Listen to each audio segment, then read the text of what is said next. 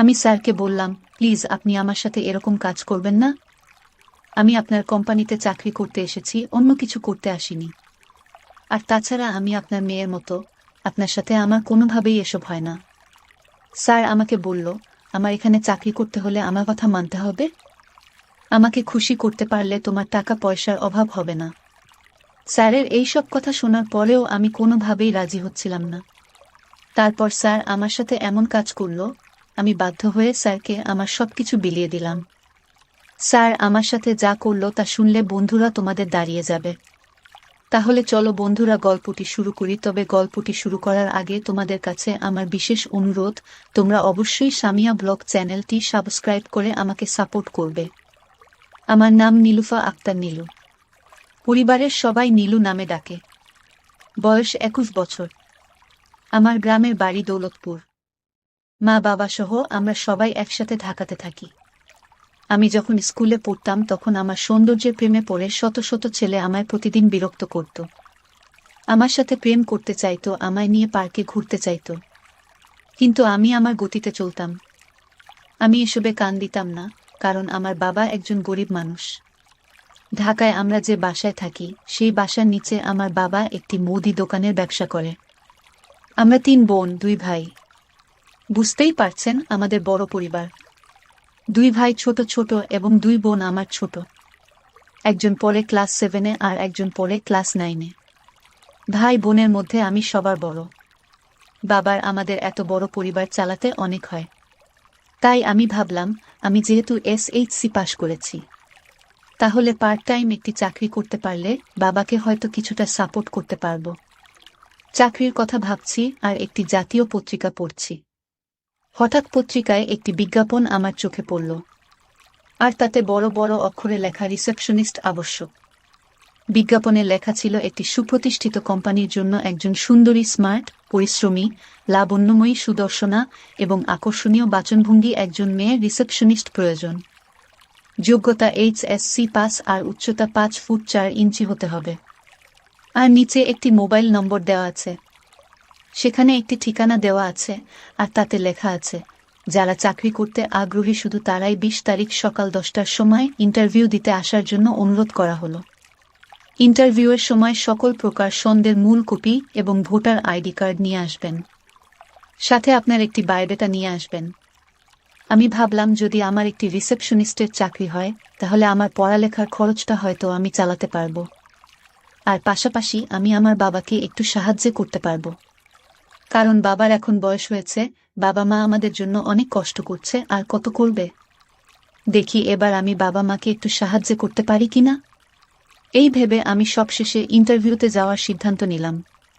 তারপর আমার এক ছেলে বন্ধুর কাছে ফোন দিলাম আর বললাম, জাবির, আমি একটি কোম্পানি রিসেপশনিস্ট পোস্টে ইন্টারভিউ দিতে যাচ্ছি। এখন আমি কিভাবে প্রস্তুতি নিতে পারি? আমাকে একটু পরামর্শ দে। জাবির আমাকে বলল, দোস্ত, তোর যে চেহারা, পুরাই আগুন, তোর কিছুই করা লাগবে না। তুই শুধু ভালো করে সাজুগুজু করে কোম্পানির সামনে যেতে পারলেই হলো। ব্যাস, আর কিছু করা লাগবে না, দেখবি তোর চাকরি হয়ে গেছে। কারণ কোম্পানির এমডিরা মতো স্মার্ট একজনকে নিতে পারলে অনেক খুশি হয়। দেখিস, তুই যাও মাত্রই তো চাকরি হয়ে যাবে। আমি জাবিরকে বললাম, মজা করিস না দোস্ত। যদি পারিস তাহলে আমাকে ভালো কিছু পরামর্শ দে। তারপর জাবির বলল, দোস্ত, আমি মজা করছি না, সত্যি কথা বলছি। কোম্পানির এমডি তোর মতো আকর্ষণীয় মেয়ে পেলে হয়তো চাকরিটা দিয়ে দেবে। কারণ রিসেপশনিস্ট সুন্দরী মেয়ে ছাড়া তারা বসায় না। তারপর জাবির বলল, যা দোস্ত, তুই গেলে তোর চাকরিটা হবে। জাবিরের কথা শুনে আমার চাকরিতে যাওয়ার আগ্রহ আরও অনেকটা বেড়ে গেল। তারপর যেদিন আমার ইন্টারভিউ, সেদিন সকাল সকাল ঘুম থেকে উঠে ফ্রেশ হয়ে ভালো করে প্রস্তুতি নিয়ে চলে গেলাম বিউটি পার্লারে।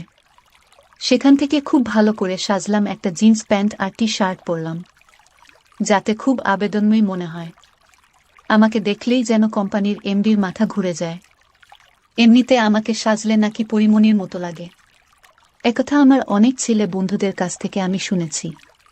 তাই নিজেকে এমনভাবে প্রস্তুত করলাম যেন আমাকে দেখে কোম্পানির এমডির মাথা ঘুরে যায় আর আমাকে চাকরি দিতে বাধ্য হয়। কারণ আমি এটুকু জানতাম যে কোনো বড় কোম্পানির রিসেপশনিস্ট পদে সুন্দরী আর আবেদনময়ী ছাড়া কোম্পানি নিয়োগ দেয় না। তাই আমি সেরকমভাবে সাজুগুজু করে রোমান্টিক মন নিয়ে ইন্টারভিউ দিতে গেলাম। আমি কোম্পানির অফিসে ইন্টারভিউ দিতে গিয়ে ওয়েটিং রুমে বসে রইলাম। আর আমার সাথে আরও অনেকেই ইন্টারভিউ দিতে এসেছে। তারাও বেশ সাজুগুজু করে এসেছে, তবে আমার কাছে মনে হলো আমিই পারফেক্ট। জীবনের প্রথম ইন্টারভিউ, তাই নিজের কাছে অনেক ভয় লাগছে। তারপর শুরু হলো ইন্টারভিউ। আমার সিরিয়াল পড়ল 4 জনের পরে। 4 জনের পরে আমার ডাক দিল। আমি স্যারের রুমে প্রবেশ করে স্যারকে বললাম, may I come in sir? Sir বলল, ইয়েস কাম। তারপর আমি স্যারকে বললাম, স্যার আমি কি বসতে পারি? স্যার বলল, ইয়েস বসুন। কি নাম আপনার? আমি বললাম, স্যার আমার নাম নীলুফা আক্তার নীলু, তবে সবাই আমাকে নীলু বলেই ডাকে। স্যার বলল, বাহ, খুব সুন্দর নাম তোমার। তুমি দেখতেও যেমন সুন্দর, তোমার নামটাও তেমনই সুন্দর।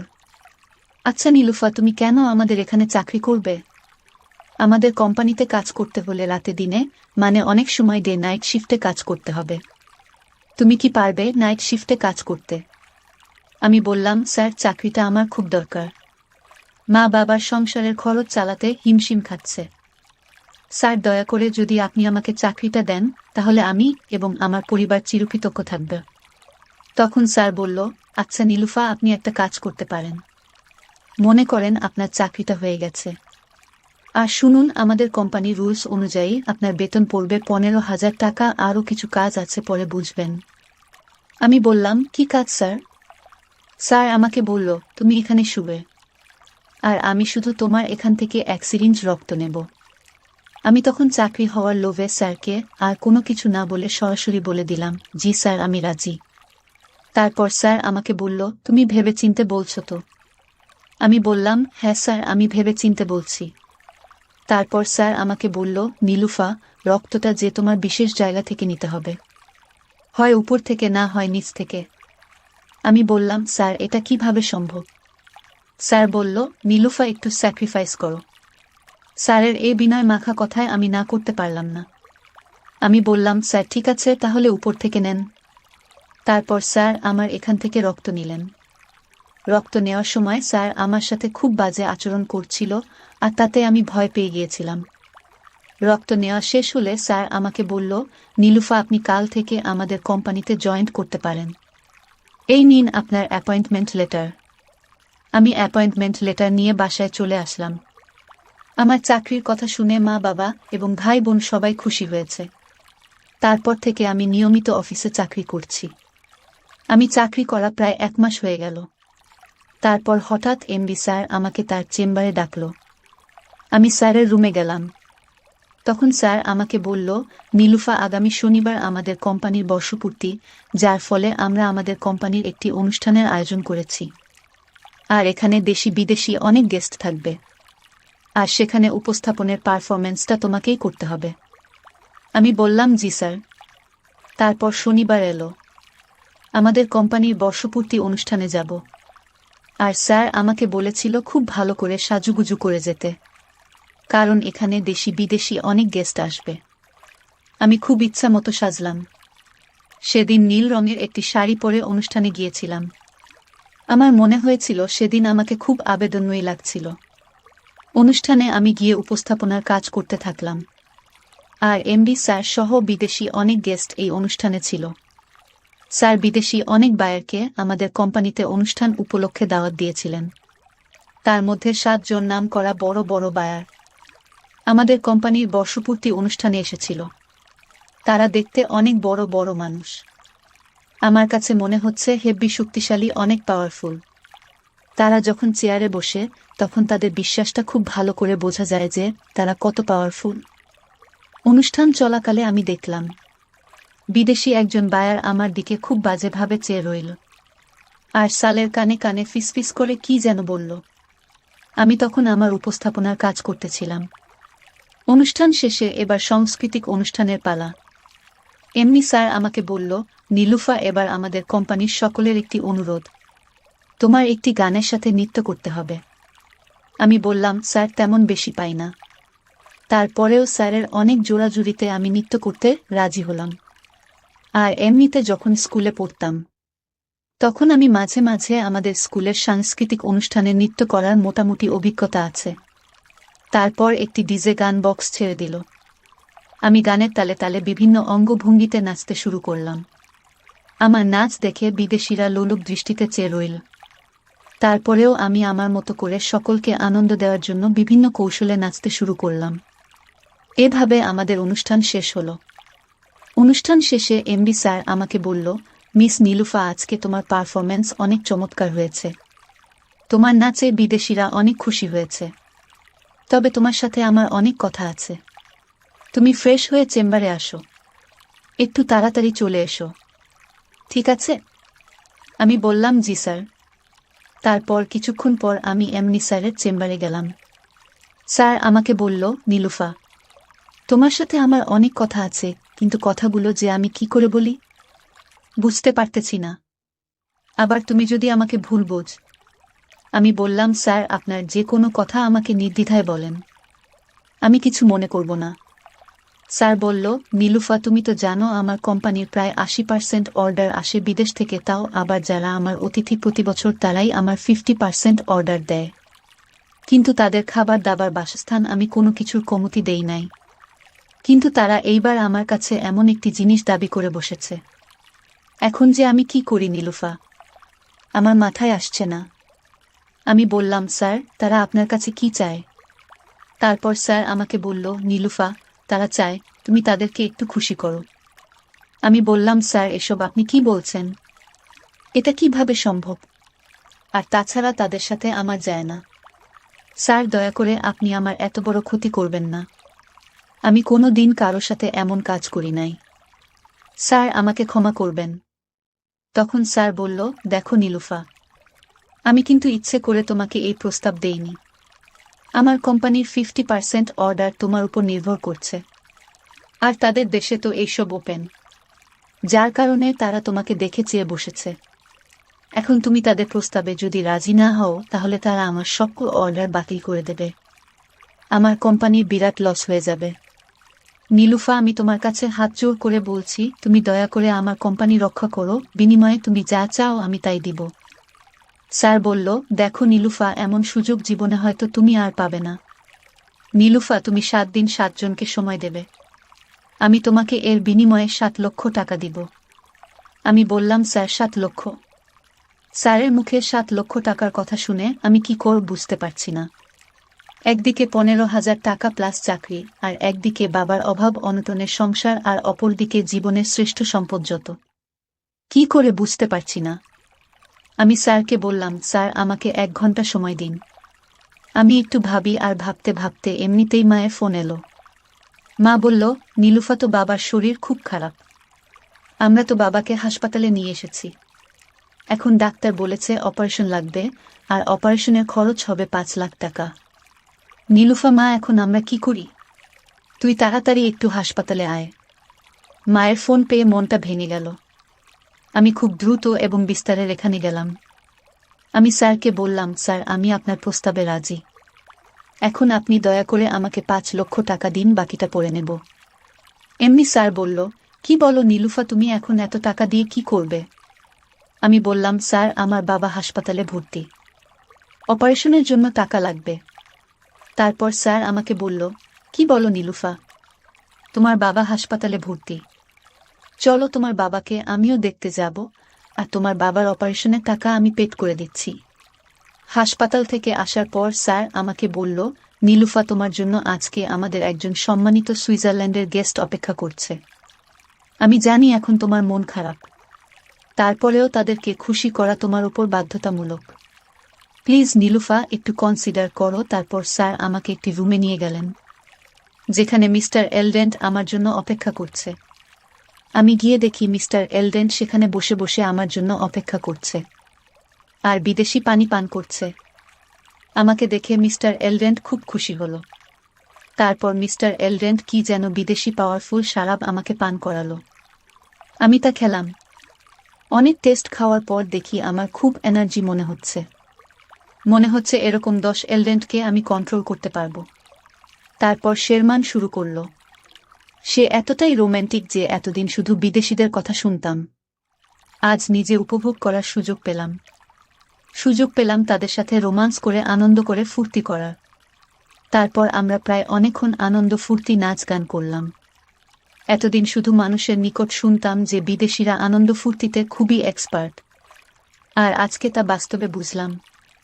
তাদের সাথে আনন্দ ফুর্তি করে এতটুকুই বুঝলাম যে তারা যখন আক্রমণ করে তখন খুবই ভয়ানক হয়ে যায়, যা খুব কম সংখ্যক মানুষই সহ্য করতে পারে। এইভাবে 7টি দিন 7 জনের সাথে পার হলো। 7টি দিনেই ছিল আমার কাছে স্মরণীয়। যদিও আমার প্রথম খুব খারাপ লাগছিল, কিন্তু কিছুক্ষণ পরেই আমি শান্তি পেয়েছিলাম। আসলে সত্যি কথা বলতে তারা অনেক পারে, তারা অনেক পাওয়ারফুল বটে। আমি তাদের সাথে রোমান শেষ করে এমডি স্যারকে ফোন দিলাম। স্যার এসে আমাকে এখান থেকে নিয়ে গেল। তারপর কাজ শেষে এমডি স্যার আমাকে বলল, কি নীলুফা, তুমি আমার কোম্পানিকে বাঁচিয়েছ। তোমার জন্য আর একটি গিফট আমার পক্ষ থেকে।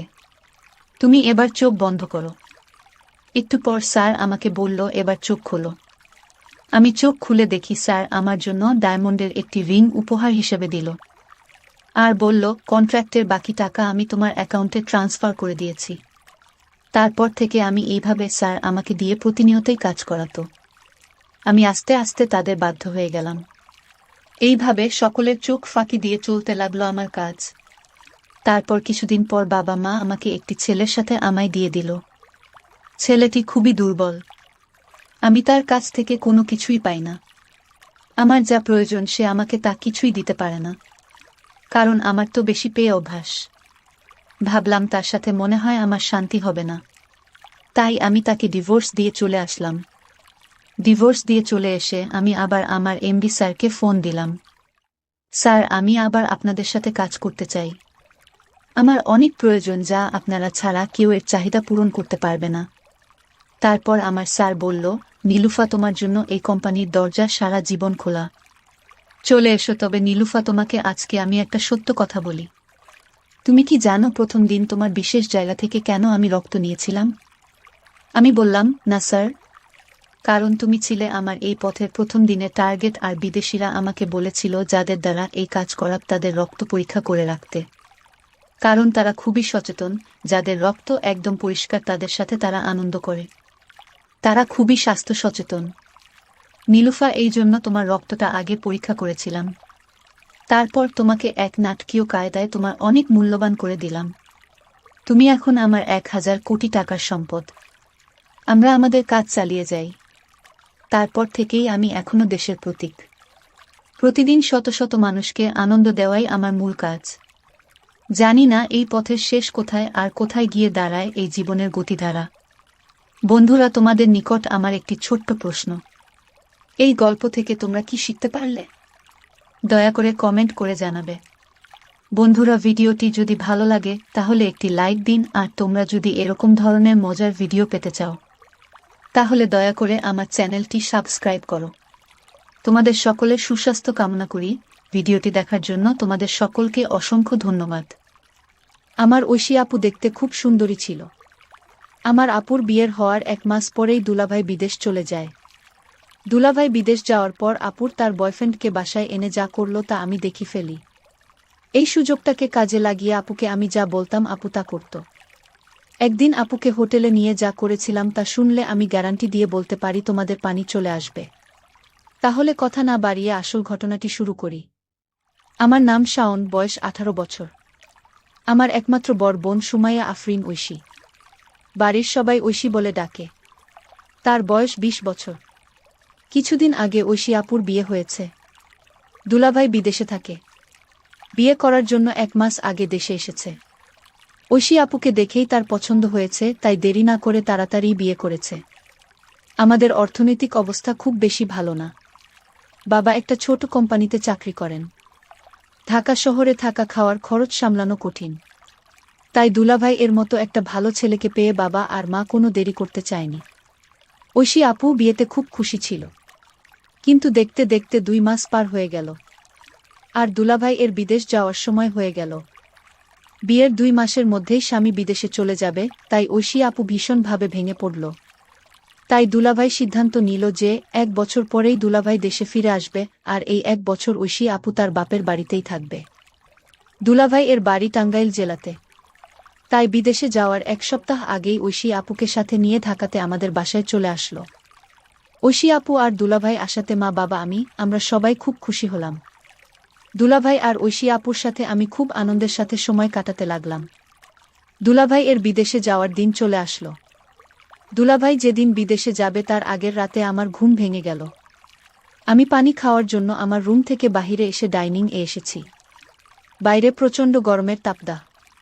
এই গরমের প্রখরতায় সবাই অসুস্থ হচ্ছে। পানি খাওয়ার প্রবণতাও আমার ঠিকঠাক নিয়মে নেই। তাই স্বাভাবিক নিয়মের থেকে এ সময় একটু বেশি পানি পান করছিলাম। পানি খেয়ে আমার রুমে যাওয়ার সময় হঠাৎ করে আমার কানে একটা আওয়াজ আসলো। আমি খেয়াল করে শুনলাম আওয়াজটা আমার পাশের রুম অর্থাৎ ঐশী আপুর রুম থেকে আসছে। আমি ঐশী আপুর রুমের দিকে তাকিয়ে দেখলাম রুমের জানালা খোলা। প্রথমে ভাবছিলাম হয়তো এই গরমে জানালা খোলা রেখেছে, পাশ দিয়ে হালকা বাতাস যাওয়ার জন্য, আর রুমের ভিতরে লাইট জ্বলছে। আমার কৌতূহল বেড়ে গেল। আমি ঐশী আপুর রুমের জানালার কাছে গিয়ে দাঁড়ালাম। এটা কি দেখলাম আমি? আপু জানালার দিকে তাকাতেই আপুর চোখের সাথে আমার চোখাচোখি হতেই আমি জানালা থেকে পাশে সরে গেলাম। কিন্তু এবার আমি আমার রুমে না গিয়ে জানালার পাশেই দাঁড়িয়ে থাকলাম। সময়ের সাথে আমার সাহসও বাড়তে লাগলো। আমি আবার জানালা দিয়ে দেখলাম। আমি জানালায় দাঁড়াতেই দেখি আপু আমার দিকেই তাকিয়ে আছে। আমাকে দেখে আপু একটা মুচকি হাসি দিল। আপুর মুচকি হাসিতে আমার সাহস আরও বেড়ে গেল। সে রাতে গরমে ভালো ঘুম না হওয়ায় আমার মাথাটা ভারী হয়ে আছে। বারবার ঐশী আপু আর দুলাভাই এর কথা আমার চোখের সামনে ভেসে আসছে। সেটা মনে পড়তেই আমার ভীষণ ভয় লাগছিল। গতকাল রাতে আপু আমাকে কিছু বলেনি, কিন্তু আজকে আমি আপুর সামনে দাঁড়াবো কিভাবে? আজকে আপু আমাকে কি বলবে? এসব ভাবতে ভাবতে আমার মাথাটা আরও ভারী হয়ে আসছিল। তখনই আমার মা চিৎকার করে আমাকে সকালের নাস্তা করার জন্য ডাক দিল। আজকে দুলাভাই বিদেশে চলে যাবে, তাই বাবাও আজ বাড়িতেই আছে। আমি আমার রুম থেকে বাহিরে এসে দেখি বাবা, মা, দুলাভাই আর ঐশী আপু ডাইনিং টেবিলে বসে আছে। আমি মাথা নিচু করে এগিয়ে গিয়ে নাস্তা করতে বললাম। আমি ভয় করছিলাম যে কখন যেন ঐশী আপু গতকাল রাতের প্রসঙ্গ তুলে সবার সামনে আমাকে বকা দিবে। কিন্তু তেমন কিছুই হলো না। ঐশী আপু একদম স্বাভাবিক ছিল। আপুর আচরণ দেখে মনে হচ্ছিল যেন গতকাল রাতে কিছুই হয়নি। আপুর আচরণ দেখে আমি স্বস্তি পেলাম। দুলাভাই বিদেশে চলে গেল। ঐশী আপু সারাদিন মন খারাপ করে থাকল। সেদিন রাতে প্রায় 11টার দিকে গরমে আমি আমার রুম থেকে বাহিরে এসে দেখি ঐশী আপু গরমে রুমের জানালা খোলা আর রুম এর ভিতরে লাইট জ্বলছে। আমি এগিয়ে গিয়ে আপুর রুমের জানালায় দাঁড়ালাম। জানালার পর্দাটা একটু সরিয়ে দিয়ে দেখলাম আপু বিছানায় বসে বই পড়ছে। আমি জানালায় দাঁড়িয়ে আপুকে দেখতে লাগলাম। আপু বিছানায় হেলান দিয়ে বই পড়ছে। বই পড়তে পড়তে আপু জানালার দিকে তাকিয়ে দেখল আমি সেখানে দাঁড়িয়ে আছি। আমাকে কিছু না বলে আপু আবার বই পড়তে লাগল। বই পড়তে পড়তে আপু বারবার আমাকে দেখছিল। আমিও চুপচাপ দাঁড়িয়ে আপুকে দেখছিলাম। বেশ কিছুক্ষণ পরে আপু বিছানা থেকে নেমে হাতের বইটা টেবিলে রেখে জানালার কাছে আমার সামনে এসে দাঁড়ালো। আপু আমার চোখের দিকে তাকিয়ে বলল, কি রে, কিছু বলবি? আমি থতমত খেয়ে বললাম, আপু তুমি ঠিক আছো? আপু সুন্দর একটা হাসি দিয়ে বলল, হ্যাঁ আমি ঠিক আছি। অনেক রাত হয়েছে, এখন রুমে গিয়ে ঘুমিয়ে পড়। আমি বললাম, তুমি কি এখনই ঘুমাবা আপু? আপু বলল, হ্যাঁ, তুইও গিয়ে ঘুমিয়ে পড়। আমি বললাম, আগে তুমি শুয়ে পড় আপু, তারপরে আমি ঘুমাতে যাচ্ছি। আপু আর কিছু না বলে একটা মুচকি হাসি দিয়ে রুমের লাইট বন্ধ করে বিছানায় শুয়ে পড়ল। আমিও আমার রুমে এসে শুয়ে পড়লাম, কিন্তু কিছুতেই ঘুম আসছিল না। বারবার আপুর কথা মনে আসছিল। সকালে উঠে আবার সব কিছু স্বাভাবিক। দিনের বেলায় আপু কখনো রাতের বিষয়ে কোনো কথা বলতো না। দিনের আপু আর রাতের আপু যেন সম্পূর্ণ আলাদা। আমিও কখনো দিনের বেলা রাতের বিষয়ে কথা বলতাম না। এভাবেই আমাদের দিন কাটতে লাগলো। দিনের বেলায় আমরা দুই ভাই বোন স্বাভাবিক আচরণ করতাম, কিন্তু প্রতিদিন রাতে আমি আপুর রুম এর জানালায় গিয়ে আপুকে দেখতাম। কোনো দিন আপু জেগে থেকে বই পড়ত বা টিভি দেখত। আবার কোনো দিন আমি যাওয়ার আগেই আপু রুমের লাইট বন্ধ করে ঘুমিয়ে পড়ত। প্রায় 8-9 দিন পরে একদিন রাতে আমি ঐশী আপুর রুমের জানালায় গিয়ে দেখলাম আপুর রুমের লাইট জ্বলছে, কিন্তু রুমে আপু নাই। আমি রুমের চারিদিকে তাকিয়ে দেখলাম, আপু কোথাও নাই। হঠাৎ আপুর রুমের বাথরুম এর দরজা খুলে গেল। আপু বাথরুম থেকে গোসল সেরে বাহির হয়ে আসলো। আপুকে দেখে আমার হার্টবিট বাড়তে লাগলো, কারণ আপু তখন অবস্থায় ছিল। বাথরুম থেকে বাহিরে এসেই আপু জানালার দিকে তাকিয়ে দেখল আমি দাঁড়িয়ে আছি। আপু আস্তে আস্তে জানালার কাছে এগিয়ে এসে নিচু স্বরে বলল, কিরে শাওন, তুই এখনো ঘুমাসনি? আমি বললাম, আমার ঘুম আসছে না আপু। আপু বলল, বেশি রাত জাগা শরীরের জন্য ভালো না। আমি দাঁড়িয়ে দাঁড়িয়ে অবাক হয়ে আপুকে দেখছিলাম। আপু তখন ঘুমানোর জন্য প্রস্তুত হলো। তারপরে আমাকে বলল, এবার গিয়ে ঘুমিয়ে পড়। আমি বললাম, থ্যাঙ্কস আপু। আপু লাইট বন্ধ করে শুয়ে পড়ল। আমি আমার রুমে এসে সবকিছু ভাবতে ভাবতে ঘুমিয়ে পড়লাম। একদিন আমার বাবা আর মা সকালে নাস্তা করে চাচার বাসায় গেল। আমার বাবারা দুই ভাই। আমার বাবা ছোট আর চাচা বড়। চাচার বাড়ি ঢাকা শহরেই। চাচা আমাদের মতো মধ্যবিত্ত নয়। চাচার কাপড়ের ব্যবসা আছে। নিজের চেষ্টায় চাচা তার ব্যবসা প্রতিষ্ঠা করেছে। চাচার একমাত্র ছেলে শিহাব আমার কয়েক মাসের ছোট হলেও আমরা দুই চাচাতো ভাই বন্ধুর মতো। শিহাব হচ্ছে আমার ধনী চাচার আদরের একমাত্র সন্তান। তাই শিহাব ইচ্ছা মতো টাকা খরচ করে। চাচা চাচি শিহাবকে কিছুই বলে না। আমার বাবা আর মা সারাদিন চাচার বাসায় থাকবে আর ফিরবে রাতে। আজকে শুধু আমরা দুই ভাই বোন বাসায় থাকব। তাই আমি আমার রুমে বসে ভাবছি কিভাবে আপুর সাথে আরও বেশি ফ্রি হওয়া যায়। তখনই ঐশী আপু আমার রুমে এসে বলল, কি করছিস শাওন? আমি বললাম, কিছু না আপু, এমনি বসে আছি। আপু বলল, আজকে কি তোর কোনো কাজ আছে? আমি বললাম, না আপু, আমার কোনো কাজ নাই। আজকে সারাদিন আমি তোমার সাথে গল্প করব ভেবেছিলাম, যদি তুমি ব্যস্ত না থাকো। আপু বলল, ও আচ্ছা, তাহলে তুই গোসল করে ফ্রেশ হয়ে আমার রুমে আয়। আমি বললাম, ঠিক আছে আপু, আমি গোসল করে তোমার রুমে আসছি। আপু চলে যেতেই আমি তাড়াতাড়ি গোসল করে রেডি হয়ে আপুর রুমে গেলাম। আপুর রুমের দরজা খোলা ছিল। আমি আপুর রুমের ভিতরে ঢুকে দেখলাম আপু রুমে নাই। খেয়াল করলাম আপুর বাথরুম থেকে গোসলের পানি পড়ার শব্দ আসছে। আপু হয়তো বাথরুমে গোসল করছে। তাই আমি বাথরুম এর দরজার কাছে গিয়ে বললাম, তুমি গোসল করছো নাকি আপু? আমি কি একটু পরে আসব? আপু বাথরুম এর ভিতর থেকেই বলল, আমার গোসল প্রায় হয়ে গেছে, তুই বিছানায় বসে থাকে। আমি আপুর বিছানায় বসলাম। কিছুক্ষণ পরেই আপু বাথরুম থেকে মাথা মুছতে মুছতে বাহির হয়ে আসলো। আমি চোখ বড় বড় করে আপুকে দেখতে লাগলাম। মাথা মুছতে মুছতে আপু এসে আমার পাশে বসল। আপু আমাকে বলল, শাওন, ড্রেসিং টেবিল এর উপর থেকে লোশনের বোতলটা নিয়ে আয় তো। আমি বিছানা থেকে নেমে ড্রেসিং টেবিলের উপর থেকে লোশনের বোতলটা নিয়ে ঐশী আপুর সামনে এসে দাঁড়ালাম। আপু আমার দিকে তাকাতেই আমি লোশনের বোতলটা আপুর দিকে এগিয়ে দিলাম। আমি আপুর হাতে একটু লোশন ঢেলে দিয়ে আপুর সামনেই দাঁড়িয়ে থাকলাম। তখন আপু সুন্দর করে সাজুগুজো করছিল, কিন্তু কেন আপু এমন করে সেজেছিল আমি বুঝলাম না। সেদিন রাতে বিদ্যুৎ ছিল না আর প্রচণ্ড গরমও পড়েছিল, তাই আমি বাহিরে বের হয়েছিলাম। হঠাৎ আপুর রুমের দরজা খোলা ছিল। আমি আপুর রুমের ভিতরে ঢুকে দেখলাম আপু রুমে নাই। আমি পাশের রুমে চলে গেলাম, কিন্তু সেখানেও আপু নাই। তাহলে আপু কোথায় গেল? আমার ভীষণ চিন্তা হচ্ছে। হঠাৎ লক্ষ্য করলাম আমার পাশের রুম থেকে আপুর গলার আওয়াজ আসছে। মনে হচ্ছে চিৎকার করছে। আমি অবাক হয়ে গেলাম, কিসের চিৎকার আসছে বাবার রুম থেকে। আমি পাশের রুমে যেতেই দেখলাম রুম ভিতর থেকে লক করা। আমি জানালার পাশে গেলাম, গিয়ে দেখলাম সেখানে জানালাও লক করা। আমার মন চাচ্ছে জানালা ভেঙে ঘরে ঢুকে পড়ি। কি হচ্ছে রুমে? আমার বোন এমন চিৎকার করছে কেন? আমি কোনো উপায় না পেয়ে দরজা ভাঙার চেষ্টা করলাম, কিন্তু দরজা কিছুতেই ভাবতে পারছি না। অনেক চেষ্টার পর দরজা ভেঙে ফেললাম। দরজা ভেঙে রুমে ঢোকার সাথে সাথে যা দেখলাম তা দেখে আমার মাথা ঘুরে গেল। একটি ছেলে রুম থেকে জানালা দিয়ে পালিয়ে গেল। তাদের অনেক বুদ্ধি। আমি দেখলাম জানালা দিয়ে যেন পালাতে পারে সেই জন্য আগে থেকেই প্রস্তুত করে রেখেছে। আমি আপুকে জিজ্ঞেস করলাম, আপু রুমে কে ছিল? আপু বলল, সেই জবাব কি তোকে দিতে হবে? আমি বললাম, আপু তুমি আমাকে ছোটবেলা থেকে অনেক স্নেহ করো, আর আমি যখন যা বলছি তাই করেছ। আপু তুমি আমার সাথে লুকিয়ে না, এই ঘরে আর কি ছিল বলো আপু, আমি জানতে চাই। জানলা দিয়ে পালালো। আমার বোন কোনো উত্তর না দিয়ে আমাকে বলল, শোন, তুই আমার কাছে আর যা চাইবি তাই পাবি, কিন্তু তুমি আমাকে অন্য প্রশ্ন করিস না। আমি ভাবলাম আপু কি বলতে চায়। আমি যা চাইব তাই পাব। আমি আপুকে বললাম, আপু ঠিক আছে, আমি তোমার কাছে একটা জিনিস চাইবো, তুমি কি দিবে?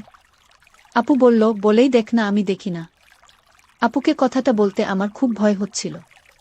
আমি আমতা আমতা করে বললাম, আপু আমি তোমাকে নিয়ে দূরে কোথাও ঘুরতে যাব। আমি বাড়িতে তোমাকে আমার মনের কথাটা বলতে পারবো না। দূরে গেলে বলতে পারবো। আপু বলল, কত দূরে যেতে হবে? আমি আপনাকে বললাম, কক্সবাজার গেলেই হবে। আমি মনে মনে চিন্তা করলাম, আমার ভাইটা আমার কাছে কি এমন চাইবে যে কথাটা বাড়িতে বলতে ভয় পাচ্ছে।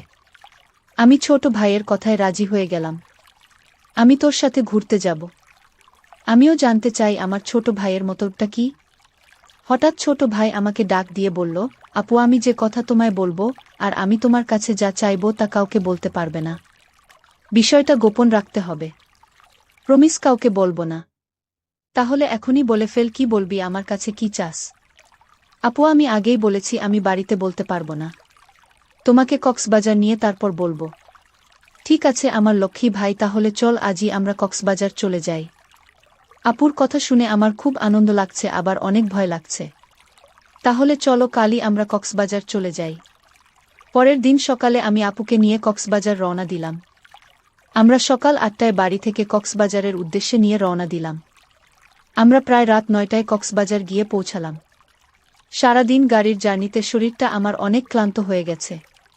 আমার চোখের পাতা কিছুতেই খোলা রাখতে পারেনি। আমি ঘুমিয়ে পড়লাম। মানে আমার আপু ঘুমিয়ে গেল। আমি আপনাকে বললাম, আপু কিছু খাবে না? আমি বাহির থেকে খাবার নিয়ে আসি। আপু বলল, না আমি কিছুই খাব না। উত্তর, ইচ্ছে থাকলে তুই হোটেল থেকে খেয়ে নে। আমি বললাম, আপু তোমাকে রেখে আমি কি খাইতে পারবো? আপু বলল, ডিস্টার্ব করিস না, আমি ঘুমাব, তুই যা পারিস না করে। বেন বেন করিস না, কাল কথা হবে, এখন ঘুমা। আপুকে ঘুমের মধ্যে অনেক সুন্দর লাগছিল। আমিও ক্লান্ত শরীর নিয়ে ঘুমিয়ে পড়লাম। পরের দিন সকালে ঘুম থেকে উঠে আমরা সমুদ্র সেকতে ঘুরতে গেলাম। সারাদিন ঘুরলাম। এবার আপু আমায় প্রশ্ন করল, আচ্ছা শাওন, তুই কি ভুলে গেছিস? তুই আমাকে কেন কক্সবাজার নিয়ে এসেছিস? আরে আপু ভুলি নাই, আজ রাতে বলবো। আপু যদি তুমি আমার কথা না রাখ, তাহলে আমি কিন্তু ওই দিনের রাতের ঘটনা সবাইকে বলে দিব। আপু তখন আমার দিকে রাগান্বিত চোখে তাকিয়ে বলল, শাওন আমি কি না করেছি তোর কথা রাখব না? তারপর সন্ধ্যা হয়ে আসছে। আমি আপুকে বললাম, আপু চলো হোটেলে যাই। রাতের খাবার হোটেলে খেয়ে তারপর আজ আমরা হোটেলেই থাকব। আপু তখন বলল, হোটেলে কেন? এখানে তো দুলাভাইয়ের ছোট ভাইয়ের বাসায় থাকতে পারি। আর আমরা তো গতকাল এখানে ছিলাম। আমরা কেন শুধু শুধু অযথা ভাড়া দিয়ে হোটেলে থাকব? আমি বললাম, হোটেল না থাকলে যে আমার মনের কথাটা বলতে পারবো না আপু। আপু তখন বলল, ঠিক আছে তুই যা বলবি তাই হবে। তারপর আমরা একটা হোটেলে গিয়ে উঠলাম। আমি আপুকে যে কথাটা বলবো সেই কথা শুনে আপু কি আমার প্রতি রাগ করবে? আমি এসব চিন্তা করছিলাম। আপু আমায় বলল, শাওন তুই কি চিন্তা করছিস? আমি আপনাকে বললাম, আপু আমি যে কথাটা বলবো তা শুনলে তুমি রাগ করবে না তো? আপু বলল, আমি কতবার বলবো আমি রাগ করব না। আমি কাউকে কিছু বলবো না, তুই নির্ভয়ে আমাকে তোর মনের কথা বলতে পারিস। আপুর কথা শুনে আমি কিছুটা সাহস পেলাম। আমি আপু বললাম, আপু আমি ছোটবেলা থেকেই তোমাকে অনেক পছন্দ করি। আর দুলাভাই বিদেশ যাওয়ার পর থেকে আমি লক্ষ্য করছি তুমি সব সময় মনমরা হয়ে থাকো। আমি তোমার কষ্ট বুঝি। তুমি চাইলে আমি তোমার কষ্ট দূর করে দিব। আপু বলল, তুই আমার কষ্ট বুঝিস? আরে আপু ছোট থেকে আমরা একসাথে বড় হয়েছি। আমি তোমার মনের কথা না বুঝবে কি বুঝবে? আমি জানি তোমার ভিতর কিসের অভাব কাজ করছে। ছোট ভাইয়ের কথা শুনে আমি কিছুটা আশ্চর্য হলাম। বলে কি সে আমার মনের খবর সব জানে? আচ্ছা বেশি কথা না বলে তুই বল আমার কাছে কি চাস? আপু আমি ছোটবেলা থেকেই তোমাকে আমার পছন্দ, আর তাই আমি তোমার সাথে। বল থেমে গেলে কেন? আমার সাথে কি? আপু আসলে আমার বলতে খুব ভয় লাগছে। আরে বাবা এত ভয় করলে কি চলবে? কি বলতে চাস বলে ফেলে। আপু ওই দিন রুম থেকে যে একটা ছেলে পালিয়ে গেছিল সে কি ছিল আপু? আরে ও হচ্ছে আমার স্কুল ফ্রেন্ডস। তার সাথে তুমি কি করছিলে আপু? আপু বলল, আমি বলতে পারবো না। তুই কি বোকা, কিছুই বুঝিস না। আমি কি করছিলাম তা কি আমার মুখ থেকে শুনতে হবে? হুম আপু তোমার মুখ থেকে শুনতে চাই। তুমি বললে আমি অনেক খুশি হব আপু। আরে পাগল ছেলে, সেটা কি বলা যায়? সেটা তো বুঝে নিতে হবে। আমি বুঝেছি আপু। তাহলে তো হলোই। আপু আমি যা মনে মনে বুঝে নিলাম তা আমি করতে চাই। ঠিক আছে, আজ আর কোনো কথা নয়, যা হবার কাল হবে। আপুকে বললাম, আপু কাল হবে তো? আমার কথা রাখবে তো? আমি বললাম, আমি কি তোর সাথে মিথ্যা কথা বলেছি? আমারে কি তোর বিশ্বাস হয় না? যদি বিশ্বাস থাকে তাহলে এখন ঘুম, কাল সব হবে। প্রিয় দর্শক বন্ধুরা, আজ অনেক রাত হয়ে যাওয়ার কারণে গল্পটি শেষ করতে পারলাম না। তাই এই গল্পের বাকি অংশ আগামীকাল সামিয়া ব্লগে আপলোড দেওয়া হবে। সেই পর্যন্ত সবাই ভালো থাকবেন।